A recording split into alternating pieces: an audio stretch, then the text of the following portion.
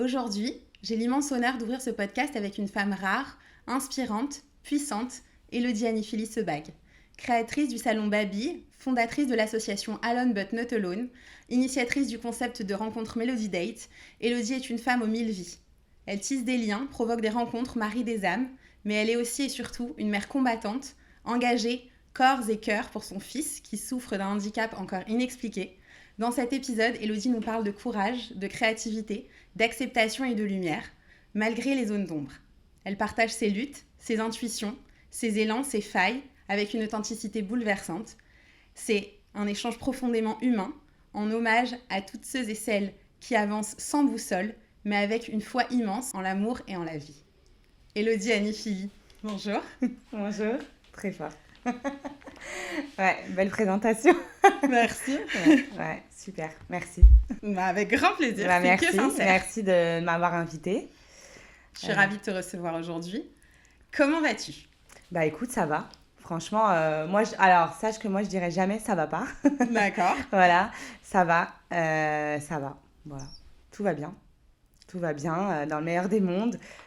Forcément, il y a plein de choses au quotidien, mais tout va bien. Alors, pour ceux et celles qui ne te connaissent pas encore, Élodie, est-ce que tu veux nous en dire un peu plus sur toi ? Qui es-tu ? Alors, moi, je suis Élodie, je suis maman de 2 enfants, j'ai 34 ans. Ça fait bizarre de dire 34 ans parce que j'ai commencé jeune, tous mes trucs, donc on avance. Et voilà, comme tu as dit, en fait, tu m'as vraiment décrite, mais voilà, je suis gérante de salon de beauté, je fais aussi des speed dating, je fais aussi des rencontres, je fais plein de choses qui m'animent. En fait, je fais tout ce que j'ai envie de faire. Voilà, comme je suis passionnée de plein de choses, du coup, j'ai pas de limite.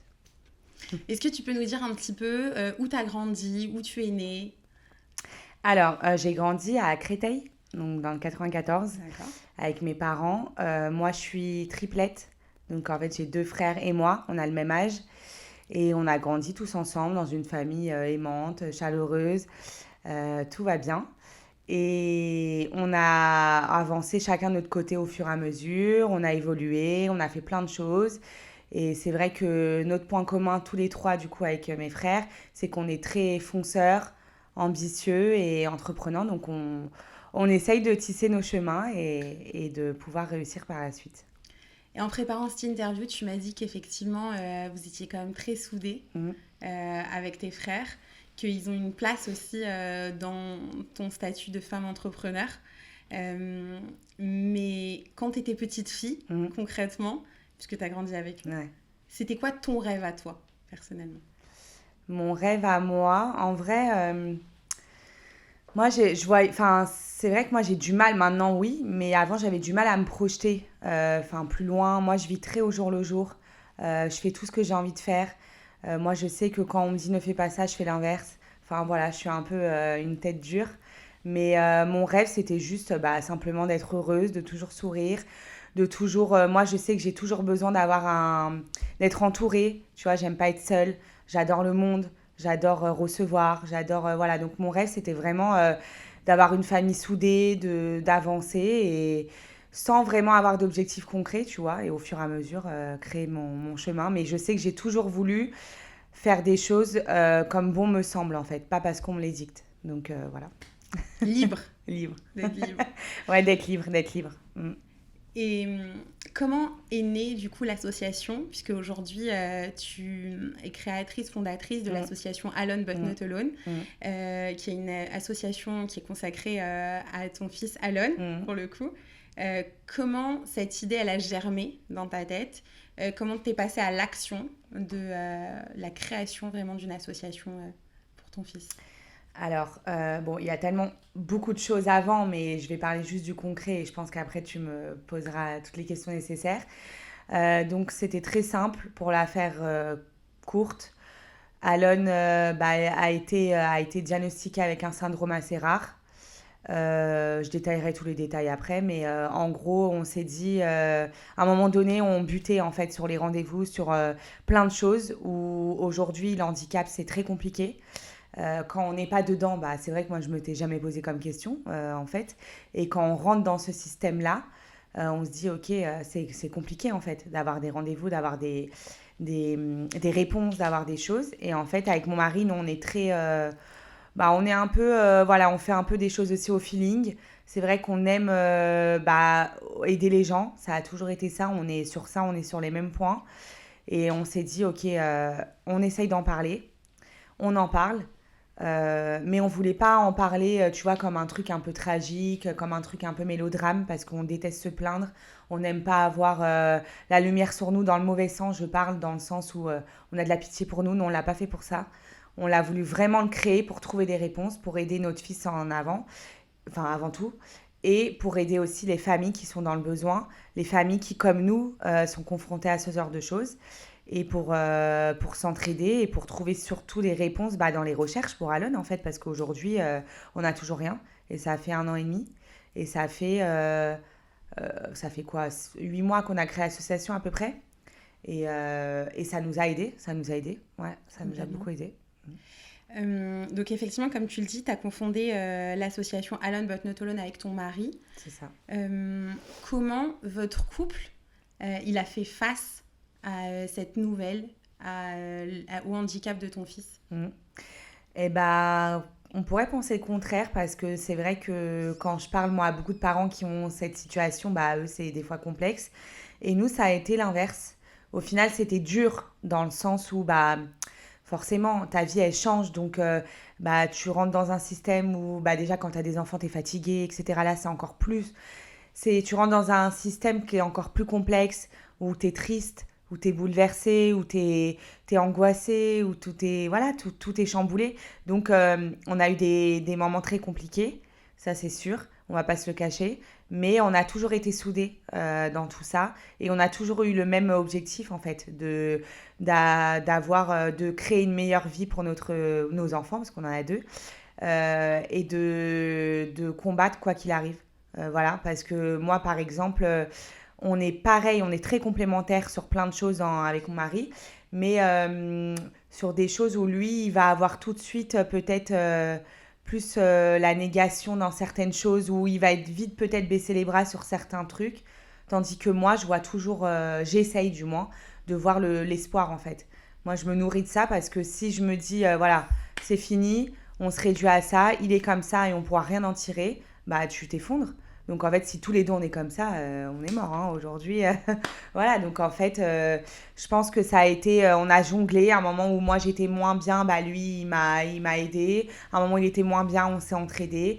Et je pense que c'est ça qui a fait notre force. Et nous, on est des gens assez positifs, assez good vibes, on aime bien faire sourire les gens, on aime bien rigoler, on a une façon d'être qui nous a aidés, je pense aujourd'hui. Ouais. Donc en première intention, c'est quelque chose qui vous a fragilisé, ouais. Mais au final qui a solidifié les fondations. Ah bah oui, complètement, parce qu'en fait, le premier jour où on te dit, voilà, où le diagnostic est tombé, votre fils, bah, il va être pas comme les autres, il sera différent, vous allez rentrer dans un système handicap, bah ta vie, elle s'effondre, hein. Tu vois, ta vie, elle s'arrête. En fait, à ce moment-là, tu n'as plus de souffle, quoi, tu vois, tu n'as plus rien. Voilà, bon, je savais. Voilà. Donc voilà, ta vie, elle est, tu vois, ça change. On te dit, t'arrives. Toi, t'es jeune pour vivre ça, tu vois. On te dit, t'arrives dans un système comme ça. On te dit, bah, un de tes 2 enfants va être handicapé. Tu sais pas à quel niveau. Tu sais pas la suite. Tu sais rien. Donc, et surtout que quand t'as jamais vécu ça, t'as jamais eu ça dans ta famille, dans ton entourage, tu te dis, ok, bon, bah. Et tu sais, tu te poses plein de questions. Tu te dis, qu'est-ce que t'as fait pour mériter ça? Pourquoi toi? Tu vois, enfin, tu te poses 1000 questions en fait. Tu te dis, je comprends pas, genre, tu comprends pas. T'as été en colère? Ouais. Contre qui? Ouais, et je le suis encore, je pense. Ouais. Bah, je suis en colère. Contre quoi?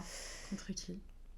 Contre la vie peut-être, je vais pas dire Dieu parce que voilà, mais parce que ça s'explique pas, tu vois, il y a plein de choses aujourd'hui qui se passent et tu t'expliques pas pourquoi. Peut-être c'est pour une bonne issue après en fait. Donc je me dis comme ça en fait, des fois je suis en colère et je me dis c'est peut-être pas pour rien. Je me dis je suis en colère pour que là je sois au plus bas et que après par la suite on m'envoie des bonnes choses. Je sais pas, tu vois, j'essaye de penser comme ça pour me rassurer. Mais ouais, je suis en colère contre le monde. Je suis en colère parce que je me dis que ça devrait pas exister en fait ce genre de choses. Ils sont trop petits pour vivre ça. Tu vois, j'aurais préféré peut-être que ce soit sur moi. Je sais pas, tu vois, mais je me dis, c'est injuste, quoi. On arrive dans une vie, tu vois, il est encore bébé, lui, il n'a pas conscience de ça. Lui, il le vit bien parce qu'il sait pas ce que c'est au final, entre guillemets, la normalité. Donc, mais nous, c'est nous, on va plus le vivre, tu vois, autrement. Et même pour mon plus grand, en fait, tu vois, c'est injuste, quoi. Je me dis, voilà, j'aurais voulu que ce soit peut-être autrement. Mais aujourd'hui, tout ce qui nous apporte Alon, bah, au final, je me dis, c'est peut-être pas pour rien, tu vois. Comment il le vit justement, ton grand, le handicap de son petit frère? Quelle relation ils ont, tous les deux? Ouais, bah écoute, très fusionnel. Franchement, nous, on lui a un peu expliqué, sans lui dire les grandes lignes, parce qu'il est trop petit, il a 5 ans et demi, et ça sert à rien de le chambouler, tu vois. Et surtout qu'on sait pas, donc on va pas lui bourrer la tête. Mais il est très intelligent. Il est exceptionnel. Franchement, tu vois, c'est là où je me dis que peut-être qu'on nous a envoyé ça, mais au final, on nous a envoyé tellement des bonnes choses à côté. Tu vois, je veux aussi voir le positif parce que je veux pas me dire condamner ce truc-là. Parce que peut-être si on m'a envoyé ça, c'est pour me montrer d'autres choses à côté. Et tu vois, l'Iran, il est exceptionnel. Genre, on n'aurait jamais pu rêver mieux, quoi. Ouais. Et c'est quoi ton espoir, du coup, pour Alon et pour son grand frère? Ouais, bah, mon espoir, c'est que bah, qu'il soit heureux, de toute façon, avant tout. Après, que la suite, bien sûr, qu'elle soit meilleure. Parce qu'aujourd'hui, on sait pas s'il marchera, on sait pas s'il parlera, on sait pas s'il va entendre, on sait rien, tu vois. Bon. Alors, qu'est-ce qu'on sait aujourd'hui, concrètement? C'est quoi les symptômes d'Alon? Ok, alors qu'est-ce qu'on sait aujourd'hui? On sait qu'il ne parle pas, enfin tu vois, il babille, voilà, il fait bababa, des petites choses comme ça. Il n'entend pas, parce qu'il a été diagnostiqué en fait d'une oreille sourde à 90% et une autre à 60%. Donc il a des appareils auditifs. Maintenant, avec les appareils auditifs, on ne sait pas vraiment, on sait qu'il y a une légère différence, mais on ne sait pas à quel degré, tu vois. Genre on l'appelle Alon ou il ne se retourne pas, tu vois, c'est des petites choses comme ça. Il a des problèmes de motricité, donc il marche pas, il se met pas à quatre pattes, il se tient, enfin maintenant il se tient là, assis, mais que si on le met, donc il se tient droit. Il tient quand même des objets, alors avant il ne le faisait pas, donc il a fait quand même beaucoup d'efforts, tu vois, il a fait beaucoup Un d'efforts. progrès. Voilà, il a fait des progrès, c'est long, très long. Moi qui suis très impatiente, mais c'est comme ça. Et voilà, il se passe comme des petits objets, etc. Il fait quand même beaucoup de choses parce qu'on le stimule, on n'arrête pas, sans arrêt. Il est très bien suivi aujourd'hui. Donc c'est ça qui aide, de toute façon c'est ce qu'ils nous ont dit. La seule chose qui pourra peut-être changer la donne, c'est la stimulation en fait, tu vois. Il est suivi par une kiné psychométricienne, tout ce qu'il faut. On a tout mis en place pour que ça aille. Donc Il maintenant, sourit ouais, énormément. voilà, c'est ça. C'est ça qui change Il aussi les interagit. choses. Ouais, je pense que c'est ça qui nous aide beaucoup aujourd'hui, c'est qu'il est hyper vivant. Genre, il sourit, il est beau, tu vois. C'est pas parce que c'est mon fils, mais voilà, il est beau, il a les yeux qui pétillent, tu vois, il est heureux. Genre, voilà, il a un beau visage, tu vois. Je pense que ça aide aussi aujourd'hui. Il rigole tout le temps, il a des fous rires, tu vois. Il a quand même l'interaction un peu avec nous. Donc, ça aide. Je pense que ça aide aussi aujourd'hui, ouais. Et toi, comment t'as vécu déjà ta grossesse Mhm. pour ton grand, Ouais. ainsi que pour Alon? Comment ça s'est passé? Bah écoute, la grossesse, pour moi, selon moi, c'est pas comme on croit, comme dans les films quand tu vois à la télé où c'est waouh, extraordinaire. Moi, je l'ai pas vécu comme ça. Et je pense que beaucoup d'entre nous l'ont pas vécu pareil. Mais on se le dit pas parce que c'est peut-être tabou aujourd'hui, tu vois. Mais moi, je vais le dire. La première grossesse, pour moi, elle a été très très compliquée. Bah déjà, tu sais que je connais pas du tout. Moi, il faut savoir que je suis pas du tout. Je savais pas changer une couche, je savais pas rien faire, hein. Moi, je suis pas une mère au foyer. Genre, je savais rien faire et j'ai pas honte de le dire. J'avais pas l'instinct pour moi maternel, tu vois. Genre, et je pense que tout vient après. Et en fait, quand ça a commencé, quand je suis tombée enceinte, etc., bah, tout a été différent parce que c'est ton apparence, elle change, ta mentalité, elle change, ton envie, elle change, tout change, tu vois, à tous les niveaux. Donc en fait, quand tu commences, bah, quand tu accouches, tu arrives à la maternité, etc., déjà, tu as le moment des contractions avant ça. Moi, je connaissais pas ce que c'était. mais c'est un enfer. Voilà, faut le dire, c'est un enfer sur terre. Genre, je me cognais contre le mur. Genre, vraiment, t'as même pas le temps de reprendre ta respiration que Submergée par la douleur. Genre, vraiment, moi, je pensais pas que c'était comme ça. Et je m'en rappelle quand j'étais arrivée, on m'avait dit, bon, on peut pas vous prendre tout de suite parce que vous n'êtes pas encore ouvert. J'étais à 1. Mais à 1, genre, je me suis dit, je vais crever, je vais jamais tenir. Et donc, on peut pas vous mettre tout de suite la péridurale, tout ça. Moi, je savais même pas ce que c'était une péridurale. Je connaissais rien. Genre, vraiment, j'avoue que je m'étais pas renseignée sur ça et tout. Je suis allée au feeling, quoi. Comme tout dans ma vie, d'ailleurs. Et du coup, je m'en rappelle, on m'avait dit, fais les exercices, et 1, 2, 3, machin. Mon mari faisait les exercices en même temps que moi. Je devais souffler, truc. Et au moment d'accoucher, bah, j'arrive. Et là, on me dit, pousse. J'arrive pas. Enfin, tu vois, je me dis, bon, ok, faites comme si vous allez aux toilettes. Ok, allez, go. Bon, je rentre un peu dans l'intimité, là, mais voilà. Et donc, on y va. Et en fait, quand il sort, genre, pour moi, c'est pas comme on croit. Genre, tu sais, quand on dit, ah, c'est magnifique, c'est merveilleux, ah, il est trop beau. C'est pas vrai. Genre, faut arrêter. C'est pas vrai. Il est rouge, il est un peu de sang, il est blanc, enfin, il a toutes les couleurs, il a plein de choses sur lui. T'as compris, c'est bizarre, c'est tout petit, t'as peur de le prendre. Tu vois, c'est bizarre, quoi. Et la sensation, elle est bizarre. Moi, je l'ai pas vécue comme waouh, c'est le plus beau jour de ma vie. Non, je me sentais, j'étais pas bien, j'étais fatiguée, j'étais essoufflée. Enfin, tu vois, genre, oui, et tu réalises pas. Je pense que sur le moment, tu réalises pas complètement. Complètement. Et puis, c'est vrai que la maternité, il faut savoir qu'il y a autant de maternités qu'il y a de femmes. C'est-à-dire qu'on le vit toutes différemment. C'est ça. Moi, pour avoir eu effectivement 4 grossesses, 4 bébés, 4 accouchements, 4 allaitements, elles sont toutes différentes. Et chaque ressenti aussi par femme, il est différent. Et c'est pas parce que on ne vit pas ce waouh que tu décris.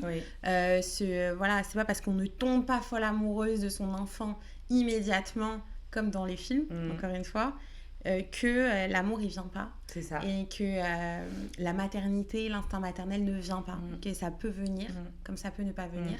Tout est OK, mais tout est un travail, tout est un apprentissage. Exactement. OK. C'est quoi dans cette maternité, toi, qui a été le plus dur pour toi ? Alors moi, je pense que le plus dur, pour le premier, je trouve que c'est de perdre sa liberté, tu vois, de ton indépendance. Tout change. En gros, c'est... t'arrives, t'as un petit bébé à t'occuper, t'es encore jeune, tu vois, et là, toutes tes responsabilités, enfin, tout arrive. Tu deviens femme directe, tu deviens adulte direct, tu deviens maman, tu deviens tout en même temps. Et je pense que personne n'est vraiment prêt à ce changement. T'as les nuits, hein, les nuits, on va pas se le cacher, voilà, le sommeil. Et quand on te disait, non mais dors, profite, et même si t'as envie de profiter, même si t'as profité, parce que moi je suis une dormeuse aussi, même si tu as profité, quand tu arrives, tu n'as jamais vraiment profité au final. Quand tu arrives, même si tu as l'habitude de faire des nuits blanches avant quand tu es jeune, parce que tu sors en soirée, machin, c'est plus les mêmes nuits blanches. Hein. C'est pas pareil. Donc, c'est incomparable. Et je pense que tout ça, le temps de te mettre dans le réflexe, dans l'autonomie, dans l'apprentissage, dans tout ça, et de te dire, ok, tu as peur, tu le regardes toutes les 5 minutes, est-ce qu'il dort bien, est-ce qu'il respire, est-ce que... Enfin, tout, voilà. Les inquiétudes d'une mère. Ouais, grave. Les inquiétudes, et je pense que c'est là où l'instinct maternel, il vient. C'est là où tu te dis, ok, t'es capable, tu vois, et de te dire, de toute façon, il compte sur toi, donc il va connaître que toi, donc il n'y a pas le choix, donc tu y vas, tu avances comme il faut le faire, et je pense que c'est là où il ne faut pas se comparer avec les autres, parce que chaque maman est différente, chaque personne va aborder différemment les choses, chaque personne sait ce qui est bien pour ses enfants. Et je pense que c'est pas parce que, je te dis n'importe quoi, mais là je parle plus loin, mais tu vas lui donner un Kinder et que la maman va lui donner une carotte, tu vois que c'est une mauvaise mère. Voilà, tu vois, ou que tu vas pas lui crier dessus à ce moment-là et qu'elle va lui crier dessus, que tu as mal fait les choses. Je pense que si tu le fais à ce moment-là, c'est que tu sais pourquoi tu le fais. Après, il y a des extrêmes, hein. Je pense qu'on a tous nos moments où des fois on fait plus qu'il ne faudrait pas parce qu'on est fatigué, parce qu'il y a tout ça, on n'est pas des mères parfaites, hein. Donc, on essaye d'être la meilleure version possible. C'est ça, on essaye. Et ça ne veut pas dire... tu vois, moi, aujourd'hui, je pense que je suis une maman où je suis cool, mais je sais aussi lui apprendre les valeurs des choses, les valeurs de la vie, les valeurs du travail. Tu vois, je lui parle déjà de tout ça, même s'il est petit. Et je suis cool aussi même sur l'alimentation parce que moi, je me vois pas le priver de quelque chose alors que moi, par exemple, je suis une folle du chocolat. Donc, tu vois, dans ma grossesse, je m'empifferais de Kinder. Aujourd'hui, il kiffe les Kinder. Ah non, tu prends pas, tu vois. il y a des limites. Je vais pas, Complètement. voilà, fini le paquet. Bon, moi, je finis un peu le paquet aussi des fois, mais bon, voilà. Après, Finissez ensemble le ouais, on paquet. finit ensemble, tu vois. Mais après, je me dis, bon, je vais essayer de lui faire apprendre des choses et tout ça, mais ça veut pas dire que, pour moi, si je lui donne du sucre, que ça va être, tu vois, une mauvaise personne, ou que rien à voir. Genre, pour moi, je lui fais aussi plaisir, tu vois, on kiffe ensemble. Et je pense que moi, je me suis toujours dit, quand j'ai des enfants, je les façonne à ma façon. Enfin, dans le sens où je les habitue à mon mode de vie.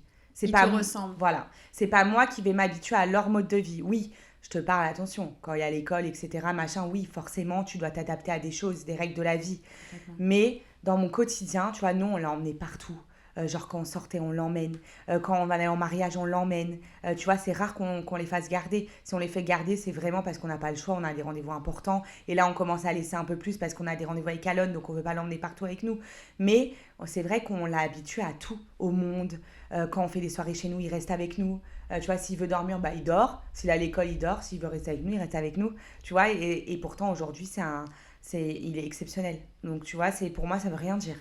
Est-ce que, par rapport à ta deuxième grossesse, Ouais. tu as vu une différence, tu as ressenti une différence ou pas du tout? De comment ça s'est passé? Ouais. La grossesse, Ouais, là je trouve que le l'accouchement. deuxième, pour moi en tout cas, il a été beaucoup plus facile parce que tu sais à quoi t'attendre. Complètement. Ça a été beaucoup plus vite. J'ai pris les choses différemment. Tu vois, la première, j'avais pris 35 kilos, la deuxième, j'ai pris 30. Bon, bah, j'étais un mammouth, hein, je t'en parle même pas. Et en fait, tu prends les choses différemment, tu sais que tu vas changer quoi qu'il arrive. Donc en fait, tu te dis, bon, bah, c'est pas grave, t'es comme ça, t'es comme ça. À ce moment-là, t'es plus la même personne physiquement. Mais bon, c'est une étape à passer, je pense, en tant que femme. Et après, en vrai, oui. Je pense que la deuxième a été beaucoup plus facile. Ah oui, oui, elle était largement Est-ce que plus ce facile. rapport au corps, justement, quand tu Mm. deviens mère, il a été difficile pour toi d'accepter le fait que ton corps change, justement? Ouais. La première fois, oui. Après, c'est de ma faute aussi. Hein. J'ai bouffé n'importe quoi. Genre, c'est pas Je t'ai comme si... lâché. Ah, mais je me suis lâchée complètement. J'avais pas de limite. Genre, tu vois, et surtout à la fin, quand tu peux plus bouger, les gâteaux, ça y allait. Hein. Je m'en pifferais tous les paquets de chips et tout ça. Je laissais pas une miette. Donc, c'est de ma faute aussi. Hein. J'ai pas fait de sport, tout ça. Donc, je vais pas dire, ah, comment ça se fait que j'ai pris... tu vois, non. Je l'avoue, je l'assume. J'ai mangé. Mais je me suis fait plaisir et je le regrette pas aujourd'hui. Je l'ai regretté à un moment donné parce que je l'ai vécu mal après pour les perdre. J'ai mis du temps et surtout qu'après, bon, j'ai pas enchaîné une grossesse, que j'ai mis du temps à avoir le deuxième. Mais quand je l'ai eu, j'avais encore 10-15 kilos qui restaient. Donc, tu vois, t'as compris, voilà, ça rajoute au poids, au poids, au poids. Et au final, tu t'en sors plus, quoi. Et bon, après, je me suis pris en main et voilà, chaque chose en son temps. T'as pris soin de toi Voilà, au moment où c'est il ça, le fallait. exactement. Et à partir de quand t'as commencé à voir une différence entre tes deux enfants? Est-ce qu'il y a un moment où t'étais obligée de comparer et Ouais. de dire que voilà, il y avait quelque chose qui était différent en tout cas? Bah, à partir des 4-5 mois, c'est mon mari qui a vu la différence que moi, en fait, à ce moment-là, j'ouvrais mon premier salon. Donc, j'étais un peu dans l'entrepreneuriat, donc j'étais pas à fond avec Alon. C'est lui qui le gardait. Et il m'a dit, écoute, il y a quelque chose. Lui, il pense que je me suis voilé la face, mais je me suis pas voilé la face. C'est juste que je retardais le moment parce que je savais que ma vie, elle allait changer au fond de moi et que c'est moi qui devrais prendre ce rôle-là et mener à front tout ce que je devais mener avec Alon. Donc, j'avoue que j'ai retardé un peu le truc et j'ai dit non, mais non, viens, on voit des pédiatres. Bon, attends, on se renseigne, tu vois. Voilà, je faisais un peu ralentir le truc. Et au bout de 4-5 mois, il m'a dit il y a quelque chose. Nous, à ce moment-là, on a commencé à avoir des pédiatres. Au début, on ne nous prenait pas au sérieux. On nous disait non, pas du tout, vous êtes des parents angoissés. Laissez chaque chose en son temps, chaque enfant est différent. On l'entend, ça c'est vrai, c'est probable. Mais là, il y avait une vraie différence. Genre, tu vois, c'était des trucs 4-5 mois. Il ne montrait pas du doigt, il applaudissait pas. On l'appelait Alon, il se retournait pas, il bougeait pas du tout à ce moment-là. Donc on s'est dit, il y a vraiment un problème. Genre, tu peux avoir un ralentissement ou des choses différentes. Mais là, on l'a vu, tu vois. Et c'est là où l'instinct maternel prend tout son sens parce que tu sens les choses. Au final, tu sens les choses. On peut te dire ce qu'on veut, on sentait les choses. Et ce qui nous a aussi alerté après, c'est que nous, après, il a été dans une crèche. On l'a mis vers 6-7 mois dans une crèche. Et la crèche nous a alertés en nous disant, écoutez, on compare par rapport aux enfants, il est différent. On a l'impression qu'il ne nous entend pas quand on parle. Bon, il nous aiguillait. Et on a vu la PMI de cette crèche et elle qui nous a beaucoup, beaucoup aidés. Sur ça, on la remercie d'ailleurs, qui nous a beaucoup aidés et qui nous a aiguillés sur des spécialistes qu'on devait voir. Et c'est là où ça a un peu commencé. Au final, on a rencontré un pédiatre après qui nous a pris au sérieux et qui nous a conseillé de faire un IRM. Et c'est là où tout a déclenché. Tout a été déclenché. Et du coup, ça a été quoi pour toi le plus grand défi que tu as rencontré dans cette quête justement de diagnostic? Le fait de ne pas savoir. Bah, je pense que le plus dur, ça a été, oui, ça a été de ne pas savoir et de ne pas savoir jusqu'à maintenant. Le plus dur, ça a été tout ce cheminement parce que quand tu rentres dans un process comme ça, du coup, moi, j'ai dû arrêter tout ce que je faisais. Ma vie, elle allait s'arrêter. Donc, quand on est sorti de l'IRM, je m'en rappellerai toujours ce moment-là où, en fait, il faut que je raconte ce moment parce qu'il était vraiment déchirant, en fait, pour nous, parents. C'est que je m'en rappelle, on rentre, on arrive, le médecin qui nous reçoit, elle voit Alon, elle dit, mais c'est pour lui? On dit, bah oui, c'est pour lui. Et elle dit, mais il a rien. Bah, il est trop mignon, genre, il a rien, il est tout beau, tu vois. Parce que je pense que souvent, on a l'habitude de voir des enfants où ça se voit physiquement. Et lui, ça se voyait pas du tout. Donc, elle regarde, elle sourit, elle rigole avec lui, elle voit qu'il a de l'interaction. Tu vois, elle s'attendait à un enfant qui bouge pas du tout. Voilà. Et lui, voilà, tu lui fais des guilis, il bouge quand même et tout, tu vois. Et donc, elle dit, non, mais bon, c'est sûr qu'il a rien, vous angoissez pas, tu vois. Et on rentre, on fait l'IRM et tout. Et on sort de l'IRM. Le médecin, celle qui nous a dit ça, elle nous voit, elle passe tout droit. Et là, j'ai dit, ok, il y a un truc. Mais elle passe tout droit, hein. Genre comme si qu'elle ne nous connaissait pas. Et donc, un autre médecin arrive et elle nous montre l'IRM. Et tu vois, genre sur l'IRM, au cerveau, et tu vois plein de taches blanches dans tout le cerveau. Et moi, je dis, ok, c'est une tumeur. Tu vois, quand tu connais pas, tu vois que ça. Et là, elle nous une médecin qu'on connaît pas qui arrive comme ça, qu'on n'avait pas vu. Elle nous dit, non, non, déjà, je vous rassure, c'est pas ça. Ok. Je lui dis, d'accord, mais c'est quoi? Et tu sais, elle commence à nous dire des mots, mais incompréhensibles, des mots de médecin, mais qu'on comprend pas. Donc, je fais, écoutez, parlez-moi concrètement, c'est quoi? Genre, qu'est-ce qu'il a? Genre, moi, je comprends rien à ce que vous me dites, les mots de médecin. Et elle commence à me parler de. J'arrive même pas à te les dire parce que je m'en souviens même plus tellement, c'était incompréhensible. Et elle me dit, en gros, Alon, par exemple, là, il avait, je sais pas, 8 mois quand il a fait, ou 9 mois. Et c'est comme si qu'il avait 2 mois. Donc, en gros, il n'est pas en fonction de son âge. Donc, elle me dit, en fait, son cerveau ne fonctionnera pas comme il est actuellement. Mais on ne sait pas à quel niveau. On ne sait pas à quel niveau d'intensité il le sera, son cerveau. Et ce qui marchera pas, on ne sait pas. Et ces taches blanches, c'était quoi? Est-ce que c'était des lésions Voilà, cérébrales? C'est des lésions cérébrales, mais ils ne savent pas à quoi ça correspond. Et en fait, chaque lésion, ça correspond à quelque chose qui l'empêche à l'intérieur de fonctionner. Et c'est ça aujourd'hui qu'on cherche et qu'on ne sait pas. Voilà. Et c'est qu'elles sont assez grosses et il y en a, en gros, il nous disait qu'il y avait un côté du cerveau qui était plus impacté que l'autre. Voilà. Mais ils ne savent pas à quel niveau parce que le cerveau, ça touche plein de choses dans le corps et ils ne savent pas pour quelle chose ça touche. Voilà, c'est ça qu'ils ne savent pas aujourd'hui. Et donc après, voilà, j'en veux pas du tout à ce médecin-là parce que je pense qu'elle a voulu bien faire et malheureusement, ils font un métier qui est compliqué et voilà, eux, c'est souvent, ils doivent dire des diagnostics aux gens, etc. Donc c'est complexe. Mais sur le moment, nous, en tant que parents, tu te sens seul en fait. Tu te dis, on te dit des choses, même le médecin ne savait pas vraiment le diagnostic, donc elle était vague en fait, elle te disait une chose, mais en gros, elle nous disait, voilà, elle nous renvoyait vers quelqu'un d'autre en fait. En fait, il se renvoyait la balle quoi. En gros, elle te disait ça, mais elle te disait, allez voir quelqu'un d'autre, parce que moi je sais pas, je pourrais pas vous aider, allez voir une neuropédiatre. Moi je dis, c'est quoi une neuropédiatre? Moi je savais même pas ce que c'était, enfin tu vois. Et là, c'est là où le process il commence, et je m'en rappelle, je l'avais même pas fait terminer sa phrase que j'étais tellement effondrée quand elle m'a dit c'est neuro, parce qu'en fait, avant de faire cette IRM, on m'avait dit, j'avais vu une kiné en fait avant. Parce que comme ça avait mis du temps à avoir cette IRM, j'avais déjà enclenché des choses pour lui. Parce que j'arrivais pas à avoir de rendez-vous, donc j'avais déjà fait des kinés, etc. etc. J'avais déjà boosté le truc. Et une kiné qu'on adore, Sabrina d'ailleurs, je passe un petit mot, qui m'avait dit, je me rappelle, elle m'avait dit, si c'est moteur et neuro, ça peut être plus complexe. Si c'est que moteur, on pourra faire des choses. Si neuromoteur, on pourra, mais ça sera encore une autre étape. Et ça avait résonné dans mon cerveau. Et quand la dame, elle m'avait dit c'est neuro, je suis partie de la salle et j'avais laissé mon mari finir et je me suis effondrée. Et je me rappelle ce jour-là, Je crois les premières personnes que j'avais appelées, bah, c'était ma famille. Enfin, je me rappelle même plus tellement c'était un trou noir. Et j'avais appelé bah, mes frères, j'avais appelé ma mère, j'avais appelé tout le monde, mon père, j'avais appelé mes meilleurs amis. Enfin, j'avais appelé tout le monde. Tu sais, comme ça, j'avais besoin de ça en fait. Et je m'étais effondrée. Je me rappelle, tout le monde pleurait avec moi au téléphone. Enfin, c'était horrible en fait parce que tu vois, en fait, je réalisais à ce moment-là, je pense. Je réalisais que mon combat, ça allait être celui-ci et que ça allait commencer aujourd'hui. Tu as pris conscience tout de suite. Ouais, tout de suite. Et quel conseil ou quel message tu as envie de transmettre aux parents qui peuvent vivre une épreuve qui est similaire à la tienne, où il faut tenir, mais sur le long terme. Il faut tenir quelque chose de durable. Bah, je pense qu'on passe tous par des étapes, tu vois, pour arriver à ce moment-là et de force que j'arrive à avoir aujourd'hui. J'ai eu, faut pas croire, j'ai eu 8 mois de noir, de vraiment noir. Genre, je pleurais tous les jours.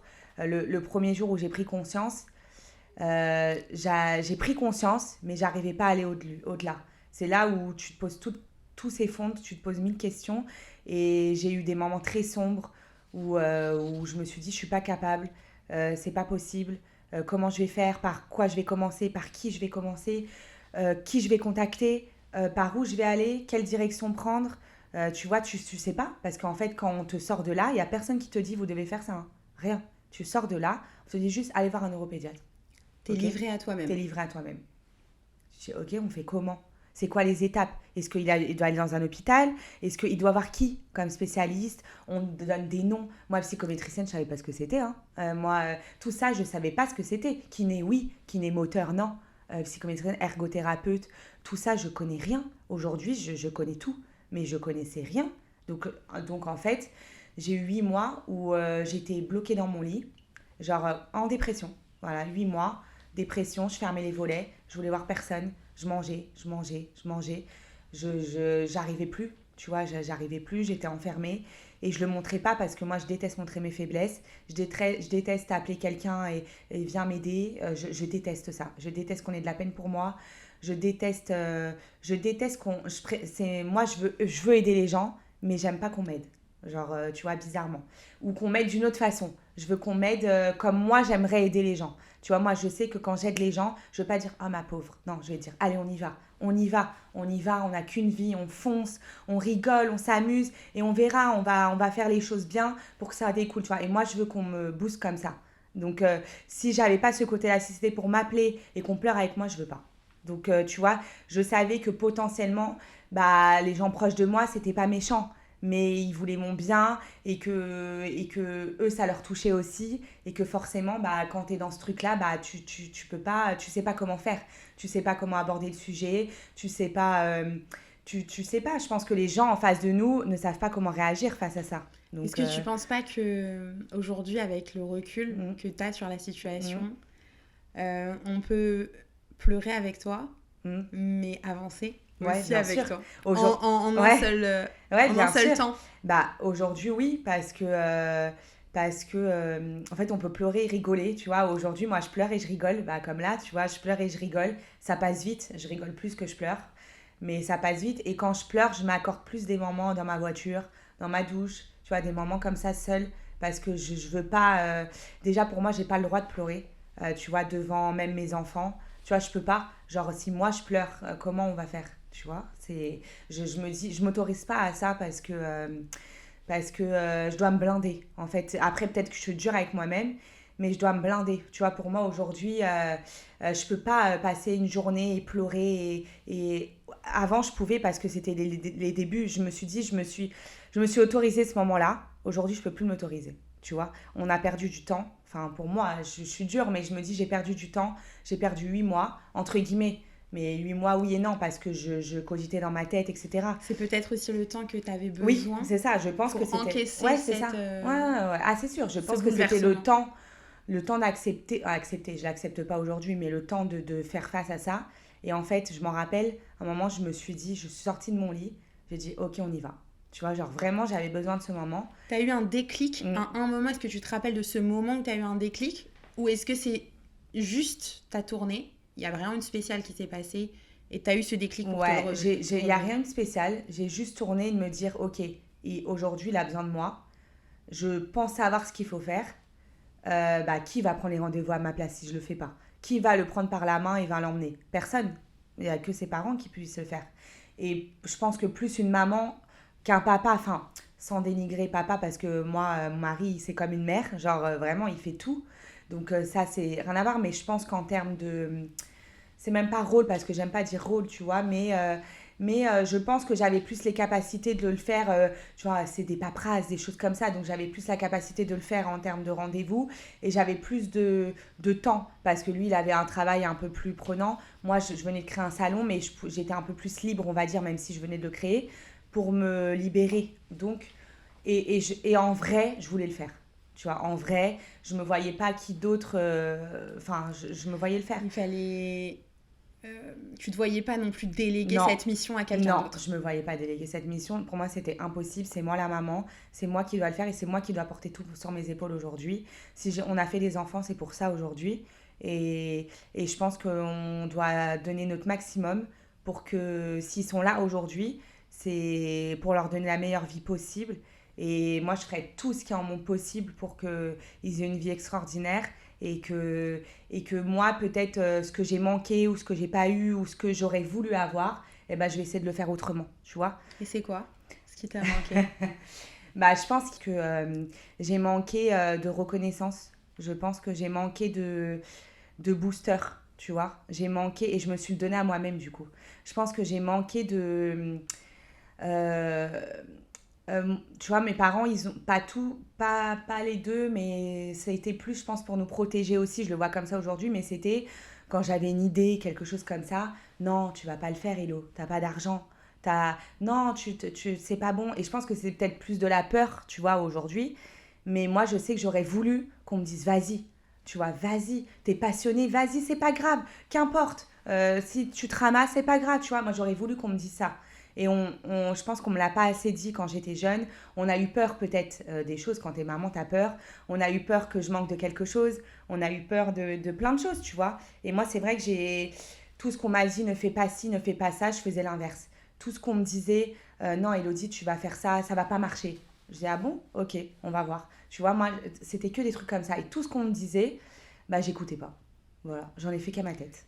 Effectivement, Ouais. aujourd'hui, on voit que ça a payé, puisque aujourd'hui, tu es une femme aux multiples passions.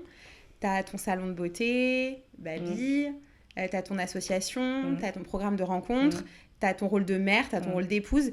Comment tu fais aujourd'hui concrètement pour porter toutes ces casquettes et les assumer sur tes épaules, justement? Je pense que moi, ce qui m'a toujours aidée, c'est d'être dans le positif. Je pense que j'ai toujours, quand j'ai voulu faire quelque chose, déjà, non, est-ce que j'ai, oui, quand j'ai toujours voulu faire quelque chose, c'est que j'ai peur de rien. Genre, moi, je me dis, j'y vais. Et tu sais, je pense toujours au pire, parce que je pense qu'aujourd'hui, je sais pas si je vis le pire, enfin oui, parce qu'en fait, pour moi, c'est pas comparable. Enfin, on peut pas comparer. Chacun a ses moments, chacun a ses difficultés, mais pour moi, il n'y a pas pire que la mort et la maladie, tu vois. Après, on a tous des difficultés financières, amoureusement, enfin, des histoires, tous, on a tous nos problèmes. Il y a personne qui a une vie lisse, hein. On a tous nos problèmes, chacun réagit différemment, chacun a des émotions différentes. Mais je pense que moi, je m'étais toujours dit, la pire chose, ou peut-être j'aurais du mal à affronter, ça serait la maladie ou la mort. Et aujourd'hui, j'y suis confrontée. Et au final, j'ai l'impression que je me débrouille pas mal. Enfin, j'essaye du moins. J'essaye du moins, mais il m'a fallu du temps. Et il m'a fallu comprendre plein de choses. Et remettre aussi les choses dans le contexte, me remettre aussi à jour sur plein de choses. Et je pense que ce qui m'aide aujourd'hui, c'est de me dire, je suis là, je suis debout. Il y en a d'autres aujourd'hui qui sont pas là, tu vois. Ou il y en a d'autres qui ont perdu des enfants. Genre vraiment, je me dis, moi, il est là. Ok, il est malade, mais il est là, tu vois. Et il y en a qui ont pas, qui ont perdu leurs proches. Et je pense qu'il n'y a rien de pire. Donc je me dis, il est là, j'ai pas le droit de me plaindre, tu vois. Même si on a nos difficultés, mais il est là. Donc voilà, il est là, je fais avec et je ferai tout pour que ce soit autrement. Et moi, je suis là, je suis debout, j'ai la santé, j'ai tout. Donc, j'ai pas le droit de me plaindre et j'y vais, quoi. Voilà, c'est plus ça. Est-ce que il y a une initiative, il y a une intention profonde derrière les concepts que tu as créés, parce que tout ce que tu as créé, c'est des concepts vraiment uniques en leur genre, des choses qui n'existaient pas. Aujourd'hui, à ton salon Baby, qui est un concept pour toute la famille, où toute la famille peut se rassembler. Pareil pour Melody Date, tu maries des gens, tu rassembles des gens. Je te souffle un peu la réponse avec cette question, mais c'est quoi ton intention profonde derrière ces concepts? Moi, je pense que mon intention profonde, ça a toujours été d'aider les gens. Moi, tu sais, j'ai toujours dit un truc, si je suis sur Terre, je veux me sentir utile. Et je m'essaie toujours dit, si je fais des choses, c'est pour que ça serve à quelque chose et que ça serve à quelqu'un.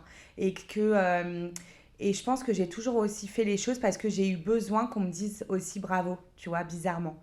Et j'ai pas honte de le dire, mais je pense que je fais aussi les choses pour moi, ça c'est sûr, mais je fais aussi les choses pour les gens et pour qu'on me dise aussi, c'est bien ce que tu fais, tu vois. Et je pense que comme j'ai manqué de ça, j'ai besoin qu'on me le dise, tu vois. Et parce que j'aime les gens en vrai. C'est quoi le plus grand défi que tu as rencontré dans l'entrepreneuriat, en fait, dans le fait de créer des entreprises? Qu'est-ce qui est le plus difficile aujourd'hui? Parce que tu es mère de famille, tu as plein de casquettes, effectivement. Monter une entreprise aujourd'hui, c'est difficile. Ah oui, c'est quoi ce chemin? Bah, c'est très très dur, bien sûr, on va pas se le cacher. Les gens, ils pensent que quand tu es entrepreneur, tu es riche. Pas du tout. T'es même plus pauvre que les autres que t'embauches, genre c'est pas du tout, genre je pense que ça met du temps, tu vois, ça met du temps en fait. Être entrepreneuse, faut être patiente, tu vois, faut être patiente, faut être je pense qu'il faut toujours avoir de l'espoir de se dire tu vas réussir.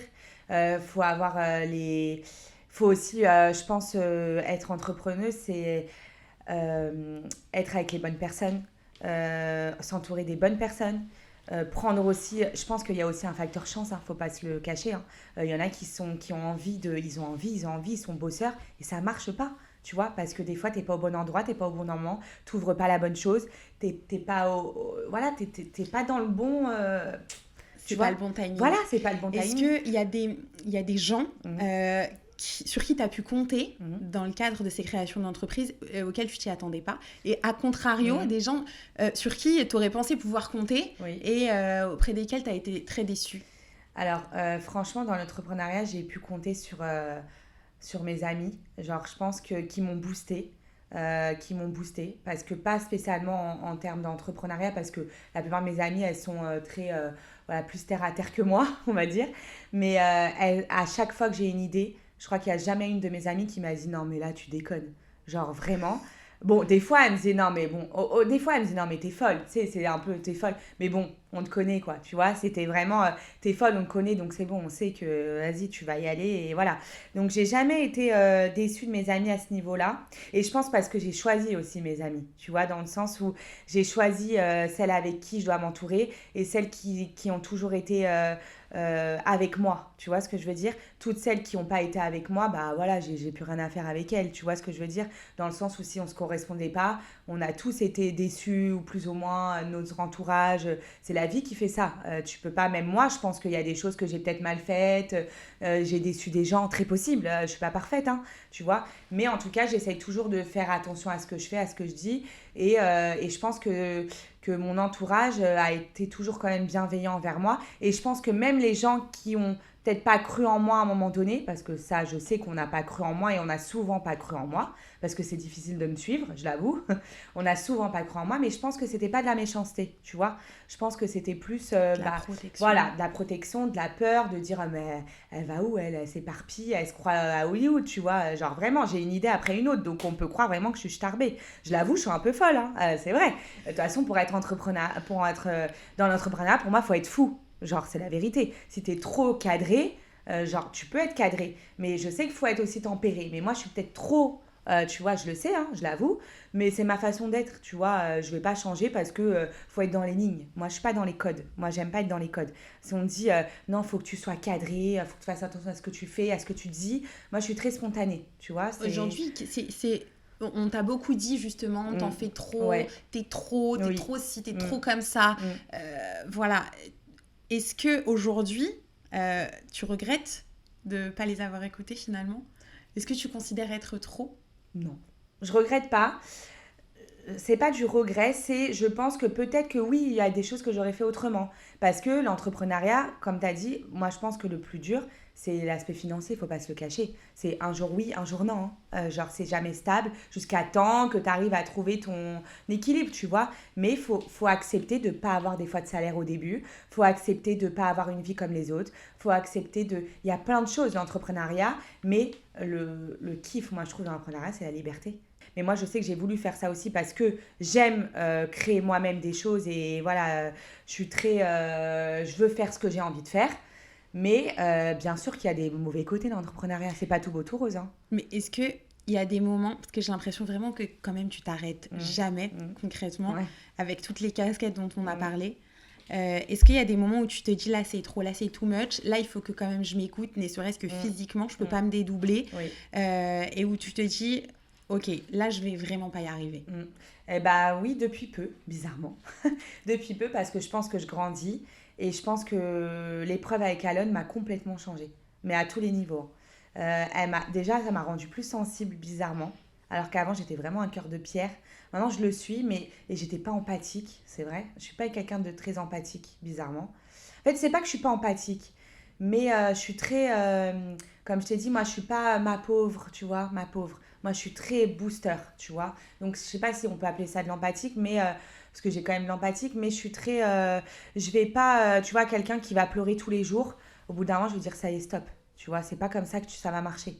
Genre, vas-y, ça y est, t'as pleuré, c'est bon, t'as eu ton moment, go quoi, go, tu vois. Je pense que, je sais plus ta question. Ouais. Quand Ah oui, y a à ces quel moment? moments Oui. où tu te dis je vais pas y arriver Voilà. du tout, là c'est trop, c'est too Oui. much, qu'est-ce que tu fais alors? Voilà. Concrètement, je quel pense conseil que- tu nous donnes voilà. quand on est au fond du Bah, seau et qu'on te dit allez, faut y aller là. Oui, je pense qu'aujourd'hui, j'essaye de me recadrer un peu, tu vois, parce que avec Alon, j'ai pas le choix. Et aujourd'hui, je peux plus faire 1000 choses comme je faisais avant, même si j'en fais toujours, mais à des degrés différents, tu vois. Je fais beaucoup moins toutes les choses que je faisais avant. J'essaye de les faire par-ci, par-là, mais moins axé à moins axé parce que maintenant j'ai des enfants, j'ai des responsabilités, j'ai des choses, j'ai moins de temps, si tu veux. Et donc maintenant, c'est vrai que j'essaie de me consacrer à Baby, qu'on vient d'ouvrir. Donc j'essaie de me consacrer à Baby parce que ça me demande beaucoup de temps et d'investissement. Et parce que j'essaie de me consacrer aussi à l'association d'Alon, qui me prend beaucoup de temps et qui est importante pour moi aujourd'hui. Donc en fait, j'essaie de me recentrer sur les choses qui sont plus importantes, on va C'est dire. ça. Bah, c'est sûr qu'en tant que parent, il y a un moment où on doit prioriser. Voilà, c'est ça. Quelle place tu laisses à la vulnérabilité avec tout ce que tu entreprends aujourd'hui? Est-ce que tu t'autorises des fois à être vulnérable, à lâcher prise? Alors, oui, des fois, je m'autorise dans le sens où je me dis, ok, il faut que là, je me prends un jour de repos, je fais rien, tu vois, et je le fais. Ouais, franchement, je le fais. C'est des trucs que je faisais moins avant. Par exemple, des fois, je me dis, bon, je vais me faire un massage, tu vois, je le faisais pas. Je vais aller chez la kiné parce que j'ai mal au dos, j'ai mal aux jambes, tu vois, j'essaie plus de prendre soin de moi parce que je crois qu'on vieillit aussi. En vrai, c'est dur à dire, mais on vieillit. Et oui, et je me dis, parce qu'en fait, si moi, je suis capoute, qui va prendre le relais? Auprès de qui tu t'autorises à être vulnérable? Auprès de mes meilleurs amis, ouais. Auprès de mes meilleurs amis. Même, tu vois, auprès de mon mari, c'est différent. Tu vois, je vais moins lui montrer mes faiblesses que j'ai pas envie. Parce que je sais que lui, déjà, il est pas bien. Donc, je vais pas en rajouter une couche. Donc, du coup, je vais pas spécialement pleurer avec lui, etc. Enfin, ou très rarement. C'est plus avec mes amis, tu vois. J'ai mes amis très, très, très proches, genre que je connais depuis des années, dont une de mes belles-sœurs, qui est comme ma sœur aujourd'hui. Et elle, où je peux tout me permettre parce qu'elle me connaît en long, en large, en travers. Elle connaît mes défauts, elle connaît mes qualités. Elle connaît tout ce que je suis capable de faire. Et je peux me lâcher complètement. Donc c'est plus facile, je trouve, de se lâcher. Parce que, tu vois, tes amis, pour moi, c'est ça, des vrais amis, c'est qu'ils vont pas te juger. Tu vois ce que je veux dire? Tu peux être tu peux être n'importe quelle façon. Tu peux faire une connerie. Ils vont te dire, bon, Hello, là, t'as été un peu... t'as abusé. Mais ils vont jamais te juger ou te rabaisser. Et c'est là où moi, j'ai restreint aussi mon cercle d'amis parce que je pense qu'à un moment, quand tu avances dans la vie, tu te ressentes sur ce qui est important et tu te ressentes sur les gens qui te veulent du bien, tu vois. Et tu te concentres sur des gens aussi qui sont dans la même envie que toi et dans la même positivité, tu vois. Tu vas pas te rapprocher des gens. Je sais que maintenant, les gens négatifs, les gens qui sont, voilà, qui sont compliqués à gérer, je veux m'en éloigner parce que je vis déjà quelque chose de très dur. Donc, j'ai besoin des gens qui soient en joie aujourd'hui Qui te avec moi. tire vers le haut. Voilà, qui me tirent vers le haut. Et j'ai de la chance d'avoir un cercle d'amis, et j'en ai quand même beaucoup, qui sont proches, moins proches. Et comme tu as dit aujourd'hui, je rencontre aussi parce qu'on pense qu'on peut jamais rencontrer d'autres personnes. Tu sais, quand tu as des amis proches, tu te dis, bah ça y est, ça suffit, t'as pas besoin de plus. À un certain âge, c'est vrai que Voilà, c'est compliqué de tisser des amitiés voilà, aussi puissantes c'est ça. que celles qu'on a depuis qu'on est enfant et avec Voilà, lesquelles on a voilà, grandi, avec lesquelles on a c'est ça. évolué. Et au final, on se trompe parce que moi, j'en ai rencontré et je pense qu'ils vont se reconnaître aussi, mais j'en ai rencontré plein ces derniers moments, ces derniers temps. Et je pense que ce qui s'est aidé, ça a été sûrement avec Alon, tu vois. Mais j'ai rencontré des gens extraordinaires, genre vraiment des femmes, un peu comme moi, où on vit aussi des fois la même chose, des choses sur des degrés différents. Des gens avec qui ça a matché, tu vois, genre même au salon, chez Baby par exemple. Tu vois, des clientes avec qui, genre, je leur parle 2 minutes, j'ai l'impression de les connaître depuis des années, et on a un lien comme ça. Tu te dis waouh, genre, et tu vois, je pense que là, je suis dans un tournant aussi où tout ce que j'ai à côté, ce qui se passe à côté qui est compliqué pour moi, et ben, j'ai tellement des belles choses à côté que ça équilibre un peu et ça apaise ma douleur. Tu vois ce que je veux dire? Cette douleur, cette peine, est-ce Mm. qu'elle a changé ta manière de voir la maternité, ton désir d'enfant? Non, ça n'a pas changé parce que je sais que je voulais toujours avoir un troisième. Parce que peut-être comme je suis trois, on est trois, tu vois, on reproduit sûrement. Maintenant, je sais pas si c'est maintenant. Je sais pas si je le ferai. Je sais pas. En vrai, je me pose pas vraiment de questions. Je sais que je vais attendre peut-être un petit peu de voir plus clair avec Alon. Parce que j'ai peur que si j'en fais un autre, le délaisser malgré moi, tu vois, je sais pas en fait comment ça sera. Mais d'un côté, j'ai envie aussi parce que je pense à après. Tu vois, les moments, ils vont être durs quand c'est petit. Mais je me dis, on sera une grande famille. Liron, il sera moins. Parce que je pense souvent à Liron en me disant, c'est peut-être lui qui va porter tout sur ses épaules après. J'ai pas envie de lui laisser ça, tu vois. Ce fardeau, entre guillemets, ce moment dur, peut-être qu'il va gérer son frère et j'ai pas envie de le laisser tout seul. Donc je me dis, si on est plus, bah, peut-être qu'ils seront plusieurs à l'aider, tu vois, Alon, à être une famille unie. Et tu sais, je me vois plus tard avec une grande famille à table, on rigole, des moments. Moi, je suis très. Moi, j'adore le monde, tu vois, j'adore le monde, j'adore... moi, je pourrais vivre dans une maison avec 50 personnes. Genre, j'adore que ça vive, j'adore recevoir, j'adore réunir, tu vois, j'adore ça et j'ai besoin de ça aujourd'hui avec les bonnes personnes. Et du coup, j'ai envie de transmettre ça aussi plus tard à mes enfants, tu vois. Donc, c'est une question qui se pose, mais je pense que ça viendra en temps voulu, quoi. Mm. Super. Mm. Élodie, on arrive vers la fin du podcast. Mm. J'ai des questions qui sont dites signatures que je Ok. pose à tous mes invités. Quelle est la dernière fois que tu t'es sentie profondément toi-même, profondément vivante?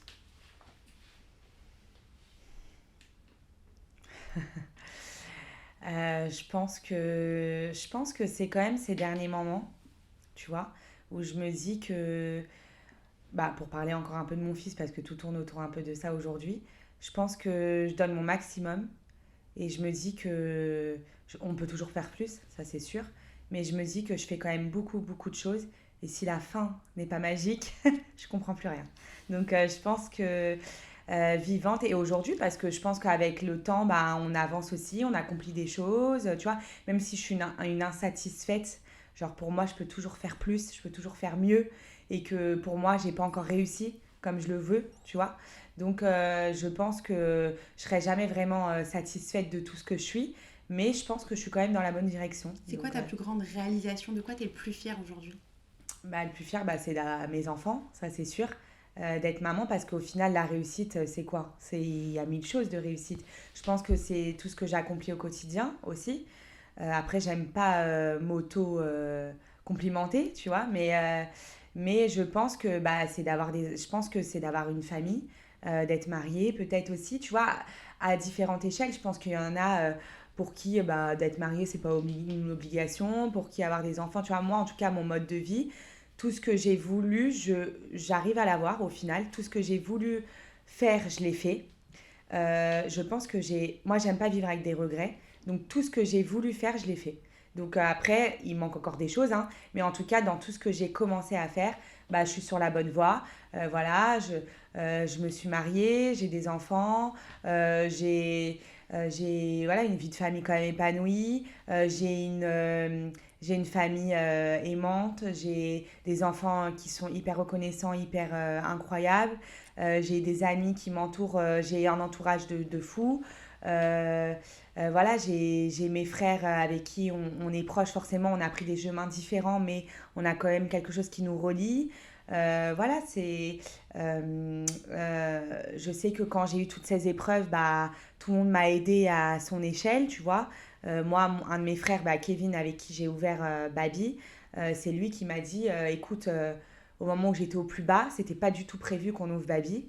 Et il m'a dit, écoute, Hello, moi je lui ai dit, je sais que ma plus grande tristesse, ça serait de plus rien faire, genre de plus être carriériste, entre guillemets, de plus avancer dans ma vie. Et si je me consacre qu'à Alone, je vais tomber, tu vois. Donc moi, je sais que j'ai besoin d'avancer. Et pour avancer, il faut que je sois créative et je crée mes projets. Il m'avait dit, ok, bah écoute, go, je t'aide, on ouvre ensemble et je t'aide dans tout, tu vois. Et voilà, et c'est une part aussi de me montrer que on te lâche pas, tu vois, on te montre. Et voilà, j'ai mon frère Ilan aussi qui est tout le temps là, qui me donne des bons conseils, voilà, qui sont là. Ma belle-sœur, quand j'en ai parlé, Steph, voilà, Laura, une de mes meilleures amies, Débo, Audrey, Hello, enfin voilà, j'en ai plein à citer. Aurit, voilà, j'en ai plein. C'est Shirley, Elsa, j'en ai plein après, voilà, j'en ai tellement à citer que faut pas qu'on m'en veuille si j'oublie tout le monde, mais j'en ai tellement à citer qui sont là au quotidien avec moi, qui sont tout le temps là, même dans l'ombre, tu vois, parce que qu'on montre pas forcément sur les réseaux, qui sont là, et même d'autres amis qui ont été là avec moi avant. Aujourd'hui, on s'est perdu de vue, mais voilà, moi, je leur en veux pas du tout. Il y a des gens avec qui j'ai passé des vrais moments de vie que j'oublie pas et qui sont toujours dans mon cœur. Et voilà, c'est juste qu'on a pris des chemins différents, mais c'est comme ça, c'est la vie. Aujourd'hui, c'est ce qui te permet d'être toi. Ouais, C'est cet ouais, je pense que accompagnement. c'est ce qui me permet d'être moi parce que j'ai su savoir ce qui était bien pour moi et ce qui n'était pas bien pour moi. Et aujourd'hui, je pense que j'essaie de prendre la bonne direction euh, et de faire ce que j'ai envie de faire, comme j'ai toujours voulu le faire. Et pour moi, il n'y a rien qui m'arrête. Et je vais continuer, qu'importe ce qu'on va me dire, qu'importe ce qu'on va penser. Parce que ce qui m'importe aujourd'hui, c'est que surtout qu'il y ait des miracles pour Alon. Si tu avais une référence à Oui. recommander à nos auditeurs, un livre, un film, quelque chose qui t'a aidé à des moments difficiles ou non, en tout cas à recommander à nos auditeurs, ce serait quoi? Alors, je t'avoue que moi, je lis pas. Ok. Et bizarrement, j'ai écrit un livre, donc c'est... Mais moi, c'est pas des choses comme ça qui vont m'aider. C'est plus... écoutez-vous. Moi, c'est plus dans ce sens-là. Tu vois, écoutez-vous, écoutez ce que vous avez à l'intérieur de vous, ce que vous êtes capable de faire, ce que je pense que tout le monde... Ce que je fais pour moi, en tout cas, c'est pas extraordinaire, hein. Moi, ce que j'ai fait aujourd'hui et ce que je fais aussi pour mon fils, pour moi, c'est normal. Voilà, il n'y a rien de extraordinaire. Tu vois, quand on me dit bravo, c'est incroyable, tu as du courage, merci, franchement, je l'entends et c'est waouh, mais pour moi, c'est normal. Et je pense que n'importe quelle mère l'aurait fait à différentes échelles. Et je pense que tout le monde est capable de le faire, tu vois, c'est pas moi parce que je suis plus forte que les autres. Je pense que tout le monde est forte, c'est juste qu'il y en a qui sont pas au courant. Je pense qu'il y en a, elles sont pas au courant de la capacité qu'elles ont. Et je pense que chacune a ses capacités, chacune a ses qualités, chacune a une force au fond d'elle. Et on parle aussi des papas, tu vois, c'est la vérité. Il n'y a pas que les mamans. Je pense que parce que c'est le côté maman, etc. Des papas qui sont très courageux. Genre, moi, mon mari, je lui dis jamais, c'est vrai, il me le reproche 100 fois, mais il est incroyable, c'est vrai. Genre, tu vois, mes enfants, il est incroyable, il fait tout. Genre, il fait tout, il s'en occupe même mieux que moi, tu vois. Genre, voilà, on est complémentaires dans plein de choses.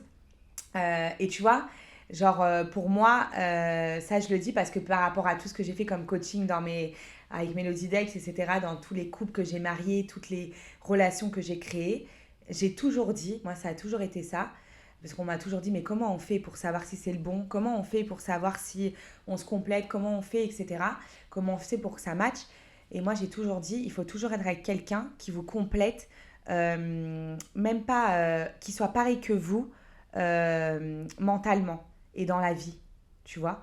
Physiquement, peut-être pas. Des fois, tu vas être avec quelqu'un qui va te dire, mais tu vas te dire, ok, ça n'est pas mon style au premier abord, et au final, tu vas aimer ce qu'il est, tu vois. Et pour moi, c'est ça le plus important. C'est d'être avec quelqu'un qui te complète et qui va être dans la même direction de toi. Tes âmes sœurs Ouais, c'est dans ça. ton entourage. Ouais, c'est ça. J'ai trouvé mes âmes sœurs, ouais. Et pour celles et ceux qui veulent te suivre, continuer à suivre tes aventures, les aventures d'Alon, les aventures de toute la famille, où est-ce que tu souhaites en tout cas qu'on les redirige? Alors, du coup, moi, sur mon Insta, c'est là où je dévoile ma vie. Donc, c'est elodie.anifili. Sur l'association d'Alon, asso-abna. Après, vous avez tous mes comptes, ma Mélodie Date, Baby, etc. En fait, en gros, quand vous me suivez sur les Anifili, vous avez tout le check On de mettra tout. Voilà. tout ça dans les notes du Voilà, podcast. c'est ça. Et après, voilà, en vrai, partout. Vous me voyez, en vrai, moi, maintenant, aujourd'hui, j'ai décidé de faire entendre ma voix. Voilà. Que ça puisse déplaire ou pas. Déjà, je me montrais quand même avant. Je suis pas quelqu'un d'introverti ou je suis pas quelqu'un dans l'ombre. J'aime parler aux caméras, c'est vrai. J'aime parler de moi, oui. J'aime, mais j'aime aussi faire entendre, peut-être dire ce que les gens pensent aussi, qu'on n'ose pas dire. J'aime parler de sujets tabous qu'on n'ose pas évoquer. J'aime être différente des gens. Et je pense que c'est ça qui fait ma différence aussi et peut-être ma force parce que j'aime pas être comme tout le monde et je l'assume. Et voilà, on a tous envie d'être quelqu'un, je pense, au fond. Et on devrait le faire. Soyons quelqu'un voilà, ensemble. soyons quelqu'un. Merci Elodie. Merci à toi. Je merci te dis à pour très tout. vite. Ouais. Merci de m'avoir invitée. Avec grand plaisir. Voilà. Je te dis à très vite. À bientôt. Merci d'avoir écouté cet épisode jusqu'au bout. Prenez soin de vous, écoutez-vous, respectez vos rythmes. Et n'oubliez pas que le chemin vers soi ne demande absolument pas la perfection. Il demande l'incarnation. À très bientôt pour un prochain épisode du BUP Talk.